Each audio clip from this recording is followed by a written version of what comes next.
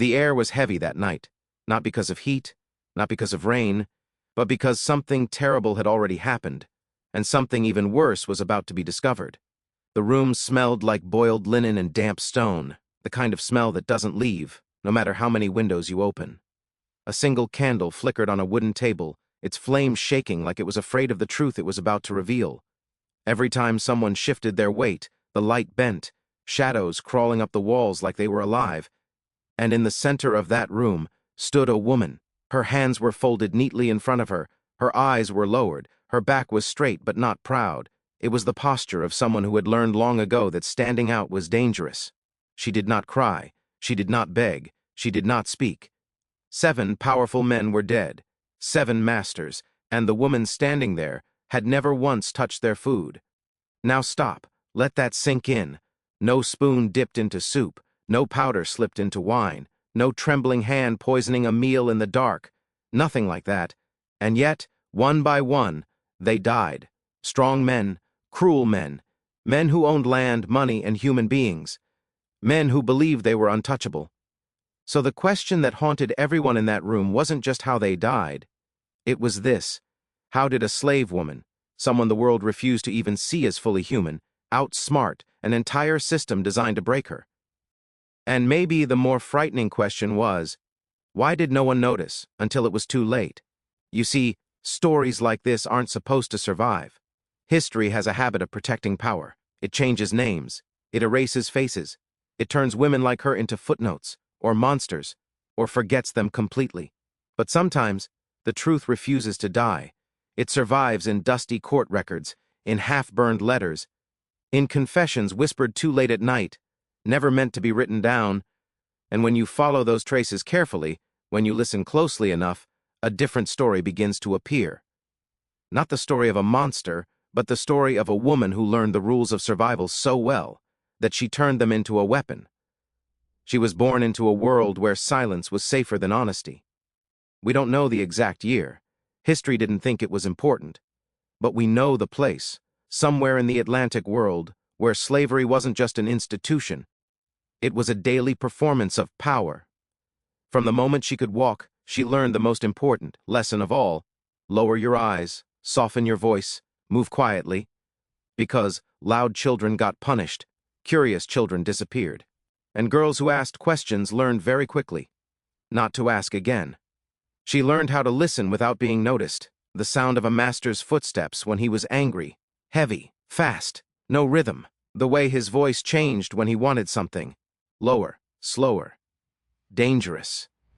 She learned the language of fear before she learned how to read. And she noticed the things adults never explained, like how other enslaved women would disappear into the big house and return different, quieter, slower, carrying something heavy inside them, something they never named out loud. No one explained it to her. They didn't have to. As a child, she worked close to the house, and that detail matters. She washed clothes until her fingers cracked. She aired bedding soaked in sweat and sickness.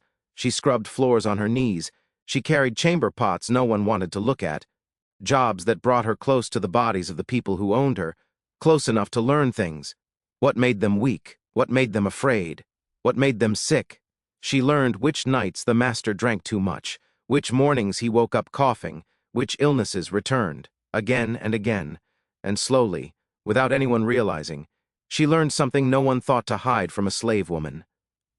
The masters were fragile. They could bleed. They could rot from the inside. They could die. And when you grow up in a world where your own life means nothing, that knowledge changes you. Now, this is where it gets strange. The first master didn't die suddenly. There was no scream, no collapse. He lingered. At first he complained of weakness, then pain, then a sickness no doctor could explain. Some days he was fine, laughing, shouting, cruel as ever. Other days, he couldn't get out of bed. The household whispered about curses, about bad air, about God's punishment. And through it all, she kept working, washing sheets stained with sweat, emptying bowls no one wanted to touch, standing quietly in doorways while grown men argued over what was killing him. She listened. That was always her greatest skill. When he finally died, the house filled with noise, public grief, formal mourning, black clothing and long faces, But beneath it, something else lived. Relief. He had been cruel, even by the standards of his time, the kind of man who enjoyed reminding people how powerless they were.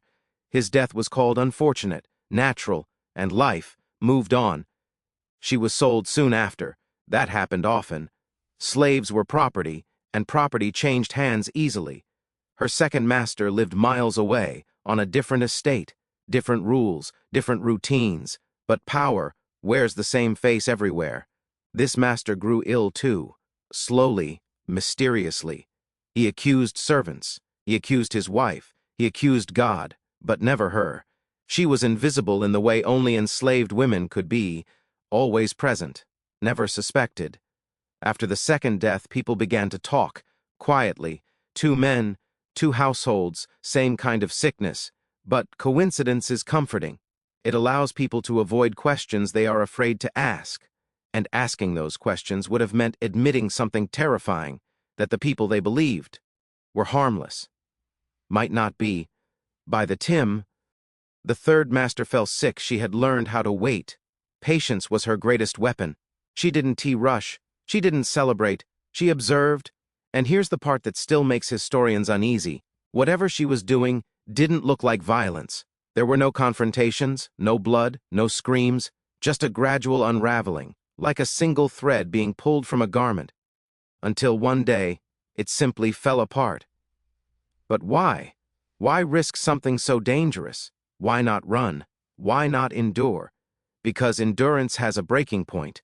Because escape was often a lie sold to the desperate. And because sometimes the only power left to someone completely trapped is the power to decide who no longer gets to hurt them.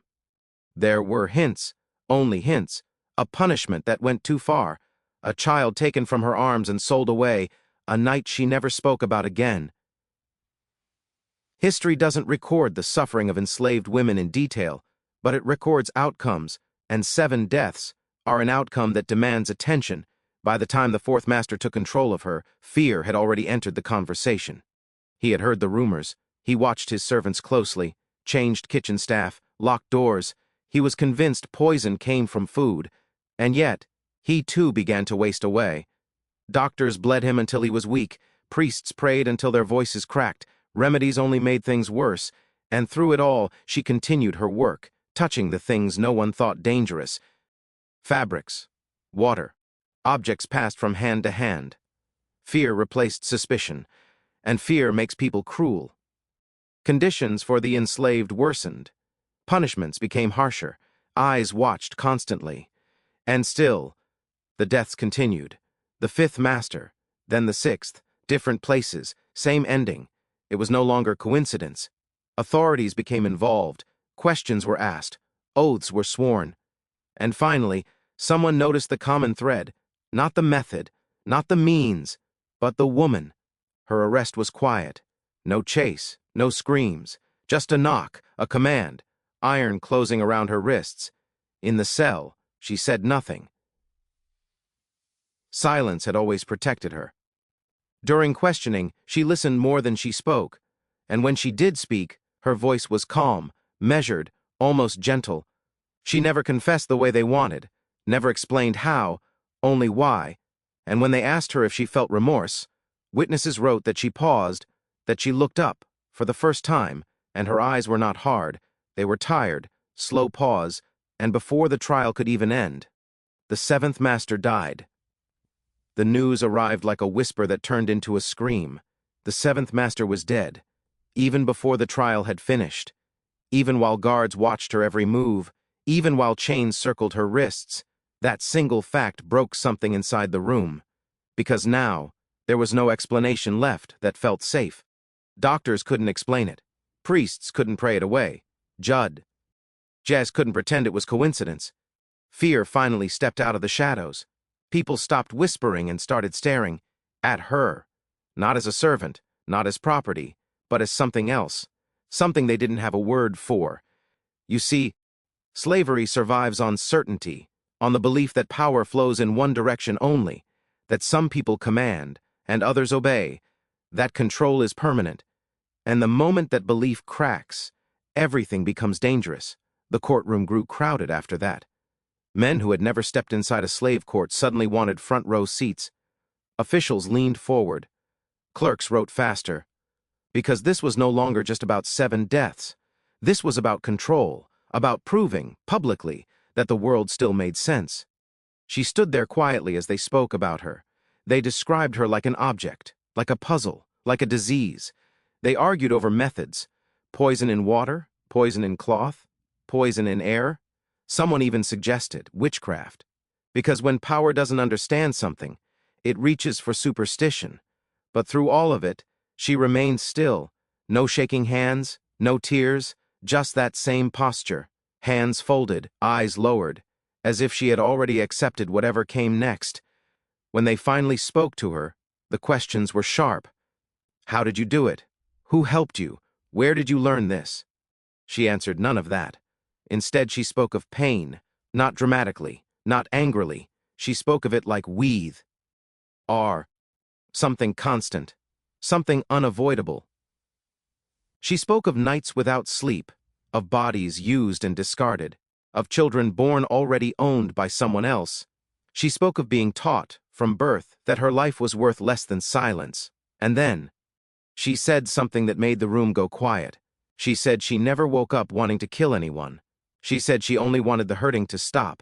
That sentence unsettled them more than any confession ever could, because it suggested something terrifying, that what she did wasn't madness. It was logic, cold, patient, learned. The judges exchanged looks. This was not the story they wanted. They needed a monster. They needed evil. Because if she was rational, then the system itself was on trial, and that could not be allowed. So they shifted the focus. They stopped asking why, and returned to how. They called witnesses, doctors who admitted they didn't understand the sickness, servants who swore they never saw her poison food, masters who whispered about strange symptoms. Too late. Still, nothing fit neatly, and that scared them, because a crime without a clear method means anyone could be vulnerable. Even them. That night, locked in her cell, she sat alone. Stone walls, cold floor, a thin beam of moonlight through iron bars. And for the first time, no one was watching her work. No footsteps to track, no voices to read, just silence. Some records say she slept peacefully. Others say she didn't sleep at. But one guard later wrote something strange. He said she looked relieved, as if the waiting was finally over. The sentence came quickly after that. Public, severe. It had to be. Societies built on fear must punish defiance harshly, or risk imitation. They didn't want people remembering her name. They wanted people remembering the consequence. The punishment was meant to erase her, to turn her into a warning carved into memory. And yet, here we are, talking about her, because despite everything done to silence her, the story refused to disappear. It moved quietly, like she did, from record to record, from whispered confession to dusty archive, because something about it disturbed people too deeply to forget. Maybe it was the realization that cruelty teaches lessons, or that intelligence survives even when freedom does not. Or maybe it was this simple truth: power is never as absolute as it believes. Think about that. 7 men, 7 masters, men protected by law, wealth, and violence, and one woman with nothing but patience and understanding. She didn't overthrow the system. She didn't escape it. She learned it. Every rule, every habit, every blind spot. And then, she stepped sideways. Not loudly, quietly, so quietly that no one noticed until it was too late. This story is uncomfortable. It refuses to sit neatly in categories like hero or villain. And that's exactly why it matters.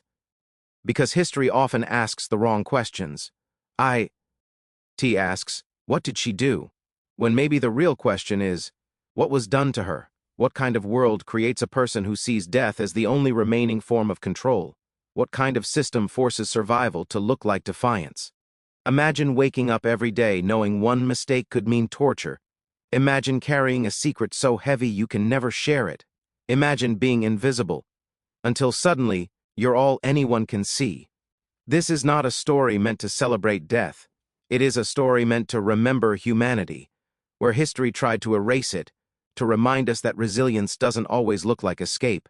Sometimes, it looks like endurance sharpened into action, Sometimes it looks like silence used as armor, and sometimes it looks like a woman standing in candlelight, hands folded, eyes lowered, having already changed the course of 7 lives, knowing that even if her own story ends here, the truth cannot be completely buried, because once you've heard it, once you've really listened, you can't unknow it. And maybe that's the most powerful legacy of all.